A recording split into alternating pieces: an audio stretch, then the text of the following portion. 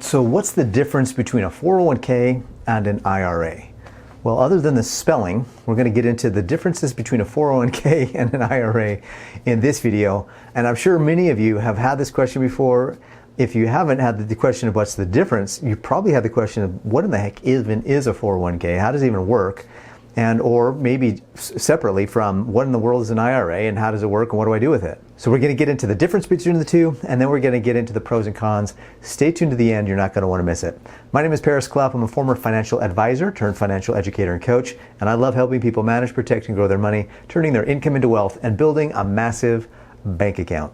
So a 401k, 25 years ago, when I was first working, got my first real job in the corporate world, I had the HR department come to me and say, Paris, you qualified for the 401k. Here's all the paperwork. And I was like, well, how do you even spell 401k? Like, I didn't even have a clue what it was.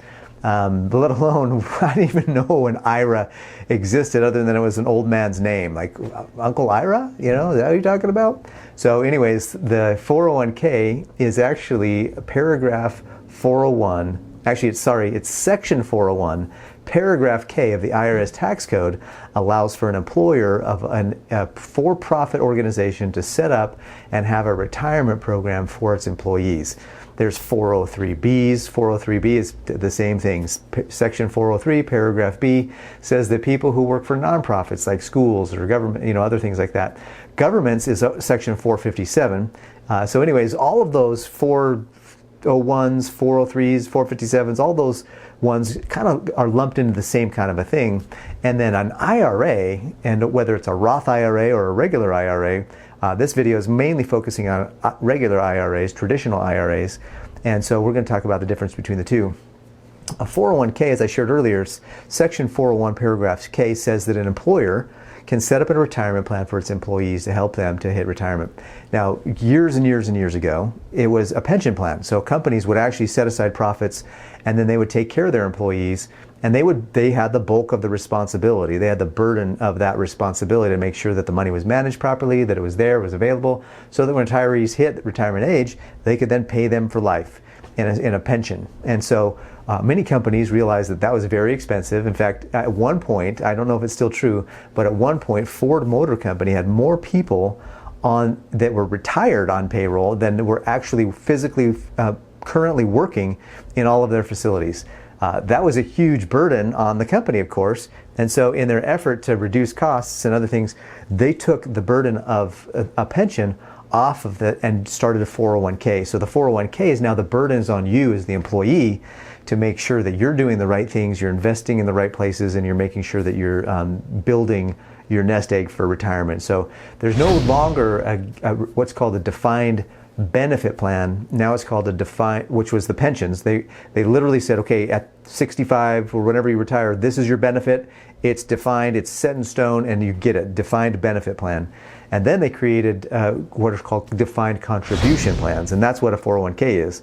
So it defines the contribution. So I'm going to put up this much money. There's no guarantee what it'll grow to, what it'll become at 20, 30 years later. For like, your guess is as good as mine. So 401ks actually do have a little bit of a challenge in that there's no guarantee as to what it's going to end up being as a result or as a benefit later on down the road. However, with rates of return and typical, stock market, although the past does not equal the future, with traditional stock market returns and predictable, kind of results in the S&P 500 and other places, you can kind of get an idea of what it would be over time if you contributed X number of dollars every month. So that's why it's defined contribution. So you say, I'm going to contribute, 5% of my paycheck every single month or every pay period, and then that's going to go into the market and it's going to grow for you. Now, one of the incentives that 401k companies have to establish a 401k is they get huge tax benefits. Another huge tax benefit that we like as employees, or that employees usually like, is what's called the employer match. A lot of times you can contribute 10 or 15 or 20% of your payroll, of your paycheck. However, they only match 3, 4, 5, some places match 6%. Sometimes they match 50 cents on the dollar, and sometimes they match dollar for dollar. The best ones are dollar for dollar. So my opinion of 401ks is, if you're not getting a company match, there are actually better places to put your money. Usually people, as they're growing through their life, they have tax deductions with their home, with their kids, with some other things, especially if they have a side hustle going, they have tax deductions. So not a lot of people really need those tax deductions unless they're really in a significant place, or if they're right there on the edge and they want to keep their income below a certain threshold to not be popped into the next tax bracket. So that's a good idea to have a 401k available to you should you need it. But there's a lot of better places to put it. And I believe that's because of the tax burden. You know, with a 401k, you're going to be taxed later on. I have a video that I did many years ago, and I'll put it up here in the notes that you can watch about how a 401k really works. You're going to want to watch that because the burden of taxes really kind of comes into play. And when do you want that? You can't. In fact, I just had a phone call today. I just had a phone call today with a client who has actually has a 401k that they rolled over into an IRA. So let me tell you what an IRA is, and then I'll finish the story about this client. So before I do though, I want to make sure that you comment below. Do you have a 401k? Do you get a company match? Is it dollar for dollar? Make a comment below, hit the like button on your way down, and make a comment. Let me know what kind of plan you have at your current employer, or if you don't have a 401k at work, do you have an IRA? If you have an IRA, we're going to get into it right now. So an IRA is an individual retirement account. What that means is that you have control. So let me compare to a 401k. I didn't get into this when I talked about the 401k, but this is a difference. This is a significant difference with the IRA. With an IRA, you can self-direct your investments. You can pick your own investments. You can go and look at all kinds of opportunities, and you can invest whatever you want. Now, a lot of times people will say, Paris, I have an IRA. I should be okay with my retirement. Well, what did you invest it in? Well, I don't know. Well, just because you have an IRA doesn't mean what you're invested in is going to produce a result. Just because you have a 401k doesn't mean you're actually invested in the right place within the 401k. I like to use the analogy of a 401k and an IRA are kind of like a house. And who's living in the house? Do you have a bunch of slobs living in the house, or do you have some really active go-getters living in the house?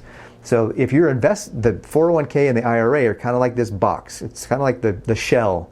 What do you have in that box? What do you have in that shell? Do you have stocks? Do you have bonds? Do you have mutual funds? Do you have ETFs?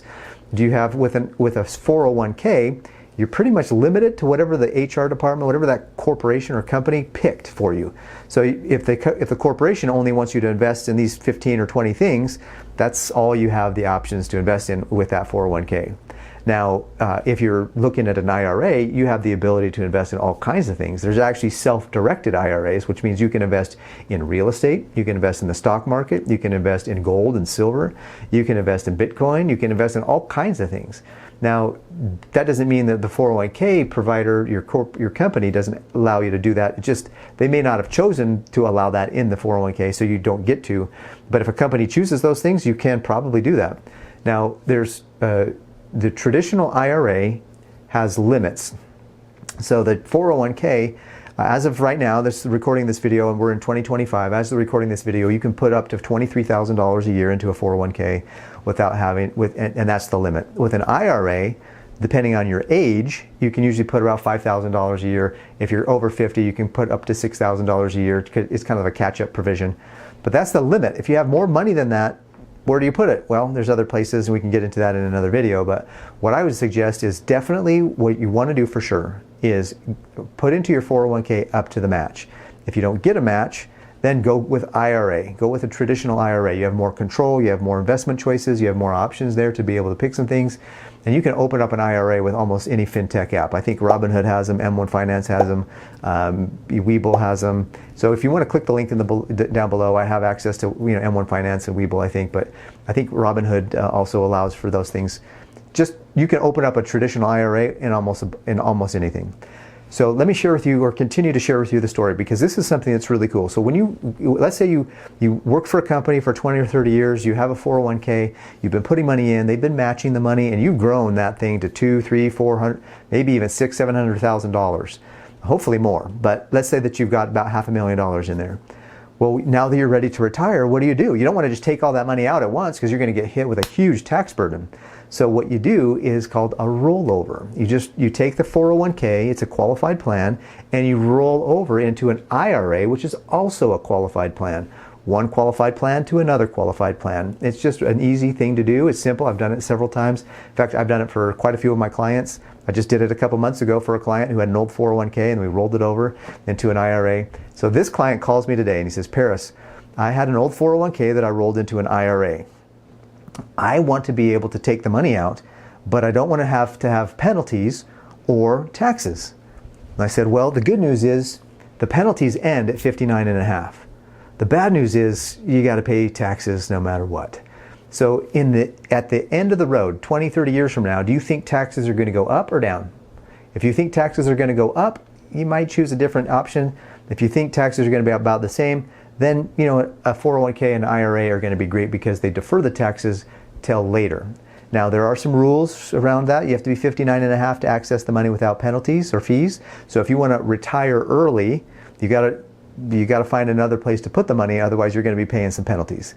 If you wait too long in an IRA, so 70, I think it's 72 or 3, somewhere in there, it's called the required minimum distribution. So the IRS is like, look, we're going to give you this window of time to take money out, but if you don't take money by the time you're 72 or 3, and that's increasing every year, by the way, so I don't remember exactly what it is in 2025, but whatever it is this year or whenever you're watching this, you have to take money out by that age. Otherwise, they will penalize you for the money you should have taken out.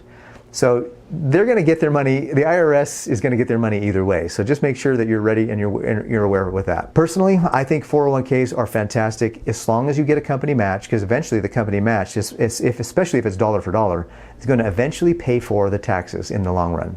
So you get a tax deduction as you contribute, you get tax deferral as it grows, and if you have a employer match, that employer match is going to pretty much pay for the taxes down the road, so your money can be utilized for whatever you needed to use it for. So at the end of the day, there's a difference between a 401k, which is company sponsored, and an IRA, which is personally sponsored. You do it yourself, and you have a lot more options there. So I hope this was helpful to help you understand the difference between a 401k and an IRA, and maybe which one you should get. So if you missed the last video I did about compound interest, you're going to want to check that out right here. Until the next one, make sure that you're taking time every day to turn your income into wealth and build a massive bank account.